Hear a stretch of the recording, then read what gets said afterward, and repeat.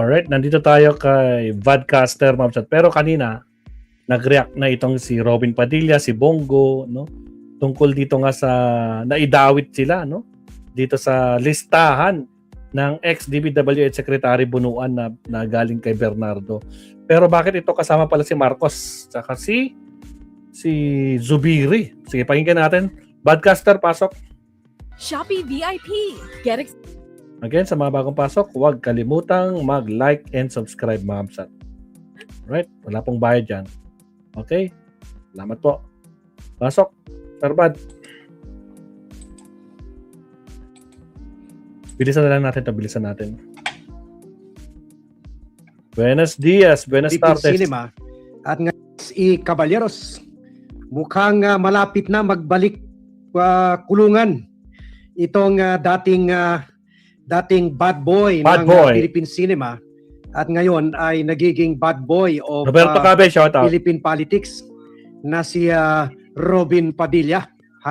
Mukhang mapapabilis yung wish niya na mag-join kay Senator sa Jinggoy Estrada at Rodante Marcoleta at si Mike Defensor na dating congressman rin. At ito ay hindi lang dahil sa kaso ng obstruction of justice sa pagpapatakas niya kay Bato de la Rosa, sa pagtulong niya sa pagtakas kay Bato de la Rosa, kundi ngayon nalilink na rin siya sa 25 billion na tinatawag leadership fund na nakuha nila habang si Senator Mix Zubiri ang presidente ng Senado. Yan, meron rin pala kayo. Ito na yung sinasabi ni Ping Lacson. At kaya nagalit karamihan ng mga senador na miyembro ng 19th Congress. Pwera lang si mga minority noon, si Risa Ontiveros at saka si Coco Pimentel. Coco Pimentel. Si sino pa to? Si Coco. Senator dati rin Senate President na tinanggal Coco ni Chis Pimentel. Escudero na si Coco Pimentel. Pimentel. So pwera lang si Coco Pimentel at si Risa Ontiveros. Mukhang lahat sila ay nakatanggap nitong sinasabing 25 billion leadership fund. Wow. Leadership fund, mga leaders daw. Kasama na ito si Robin Padilla, si Amy Marcos at si Bongo. Bongo. At ito lumabas sa testimony, hindi lang ito basta boka-boka lang, hindi lang ito basta interview lang, binulgar ito ni no less than dating DPWH Secretary and dati rin golf buddy ni Vlogcaster na si Secretary Manuel Bonoan na ngayon ay siyempre nag-apply to be state witness. Kaya binubulgar na niya lahat. So according kay Manny Bonoan, sa testimony niya sa kaso sa flood control issue case dyan sa Sandigan Bayan, sabi niya today, Wednesday, all senators received so-called leadership funds since 2024. So lahat, di naman siguro lahat, pero tingnan natin. Siyempre lalabas ito.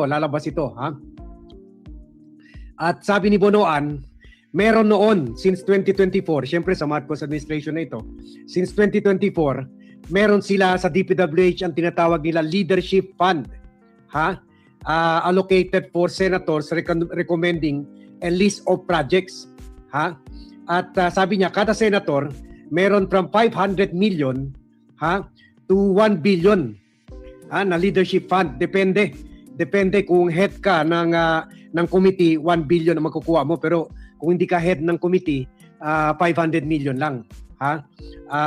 Sabi niya, all in all, ang leadership fund ay nagkakaalaga ng 24 billion at nasa discretion ito ni Senate President Juan Miguel Zubiri. So dati-rati sinasabi ko, mukhang matino ito si Zubiri kasi nakilala ko rin ito na naging nakalaro ko rin ito sa golf noon at kaibigan ko ang tatay nito si Joe Zubiri. Bukidnon, governor, si Joe Zubiri. Mas close ako sa tatay. Si Joe Dacaker, ang tawag namin doon. Kasi matangkad yun na Espanyol. Pagkatapos parang cowboy talaga. Mahilig rin sa Gamecock at saka Pero hindi naman pumapatay ng tao tulad ni Atong Ang, ha? Kwan lang, ha? Recreational, ha? Gamecock, ha? At saka parang cowboy hat ito parati, si Joe Zubiri, ha? Sabi natin na mukhang matino kasi kahit si Speaker Romualdez ang talagang timon, ang talagang bastonero sa pagnanakaw, dahil siyempre matapang si Romualdez, first cousin niya ang nasa Malacanang, si President Bongbong Marcos. Sabi natin, hindi nadala sa temptation si Zubiri. Kundi, nung dumating na si Cheese, nung tinanggal ni Cheese si Zubiri, si Cheese ang nadala sa temptation. Pero it looks like, doon pa pala sa panahon nung nagsimula maging speaker si Romualdez, ha? Meron na pala silang racket ni Miguel Zubiri. So grabe talaga, no? Pag DDS ka, kahit matino ka pa, nagiging corrupt ka talaga. Kasi doon pa naman kay Duterte nagsimula ito mga insertions.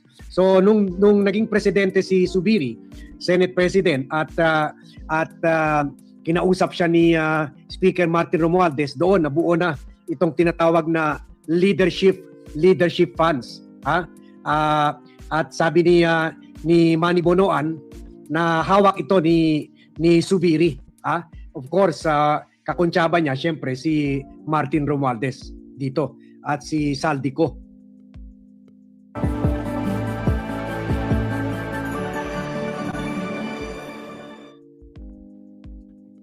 At sabi ni Bonoan, ang contact, ang taga-follow up dito sa 24 billion na leadership funds ng mga senator ay itong dati ko rin kliyente sa negosyo niya, siya ang distributor dito na yung mamahalin na pantalon. Wow. Itong si Undersecretary Roberto Bernardo. Undersecretary Roberto Bernardo. At itong si Roberto Bernardo ang tagalakat ng mga projects nila na nagkakahalaga ng 500 million to 1 billion. At ito rin si Bernardo ang tagalakat sa mga project galing sa leadership fund na nakuha ni then Senator. At ngayon nakalaya na si Bong Revilla at yung nakakulong na senator na si Jinggoy Estrada. Na dito kay Roberto Bernardo sinasubmit ni Bong Revilla at Jinggoy Estrada yung mga project nila. At sabi ni Bonoan, naalala rin niya na iilan sa mga nag-submit ng mga projects list nila ay si Senator Bongo at si Senator Robin Padilla at si Amy Marcos. Nag-submit rin sila ng lista. At in fact, sabi ni Bonoan, may pagkakataon pa na itong si Padilla, lagot ka, Binoy. Binoy, balik ka talaga kulungan ito, plunder ito. Kahit 500 na tanggap mo, plunder pa rin yan. Kahit 1 billion na tanggap mo, plunder pa rin yan. Sabi ni Bonoan, may ilang pagkakataon, pinagsalamatan pa siya ni Padilla at ni Amy Marcos dahil sa assistance daw niya. Salamat sa tulong nyo, Mr. Secretary. Tiba kami, paldo kami sa either insertion ito or kaya regular pork barrel funds. Yun, patay kayo dyan sa testimony ni Manny Bonoan. It's kwan talaga yan. Baka may mga resibo pa yan. Pwede niya ilabas yung Cabral files. Andun lahat kayo sa Cabral files. Paniwalang-paniwala ako doon sa Cabral files. Nagkamalas-malas lang. Ang nagpresenta nun ay yung DDS rin na nagtatago na ngayon na si Congressman Leandro Leviste.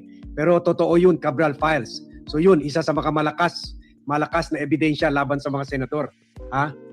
So itong si Zubiri, in view of this report, ay kaagad-agad dininay ito. Pero doon ka na mag-explain sa Sandigan Bayan.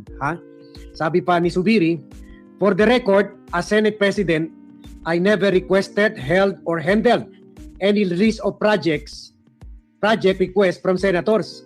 I refused to handle any such list.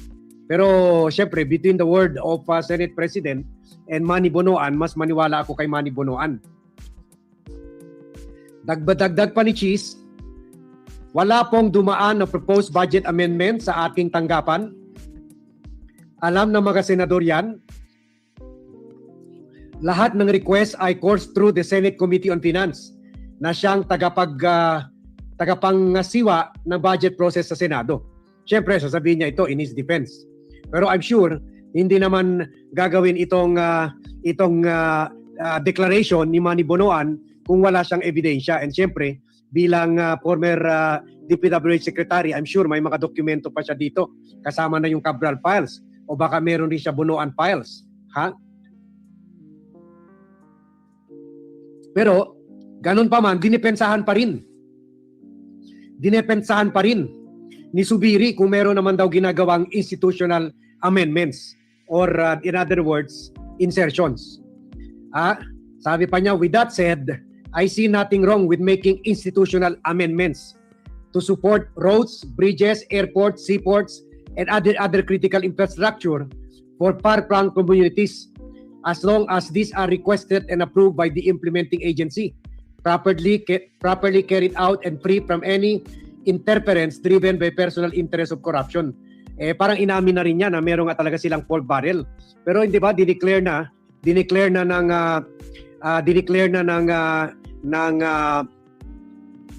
ng Supreme Court na unconstitutional itong pork barrel.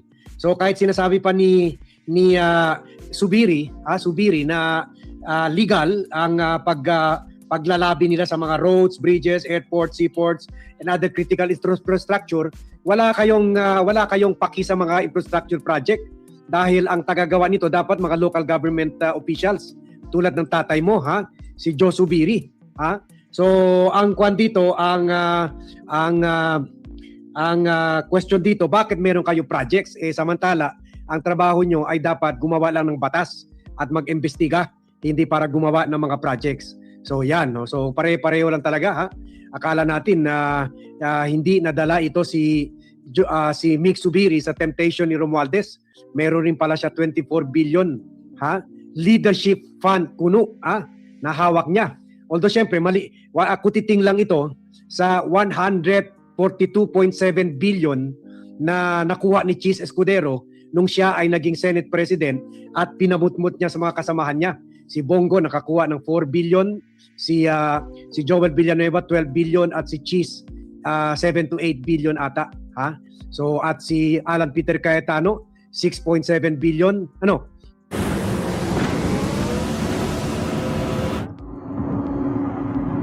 Again, sa mga bagong pasok dyan, website, baka naman, huwag kalimutang mag-like and subscribe. Yeah, 6.7 billion at kapatid niya, si Pia Cayetano, 4.7 billion. Dito, nung Senate President si Mick Zubiri, 24 billion. Pero billion pa rin yan. Kahit hundreds of millions lang yan, pera pa yan natin na pork barrel na dapat hindi mapunta sa kanila. So, this adds another controversy dito sa issue. Kasi at last, sabit na. Kung hindi na bulgar doon sa lista ni Cheese Escudero nung siya ang Senate President, dito sa lista naman ni Mick Zubiri nung siya ay Senate President sa simula ng Marcos administration, siya kanya naman ay 24 billion na leadership fund daw, so pare-pareho lang si Cheese, si Mix, si Cheese, si Alan, lahat. Maganda lang dito, at least ngayon, yung patagal na natin naririnig at alam na nangyayari, meron na nga, sangkot na nga si Bongo, for the second time, kasi meron din siya, kasama rin si Bongo sa lista ni Cheese Escudero nung siyang presidente. Ngayon, kasama rin siya sa lista ni Mick Zubiri nung si Mick Zubiri ang presidente ng Senado. Kasama rin si Robin Padilla, kasama si Amy Marcos.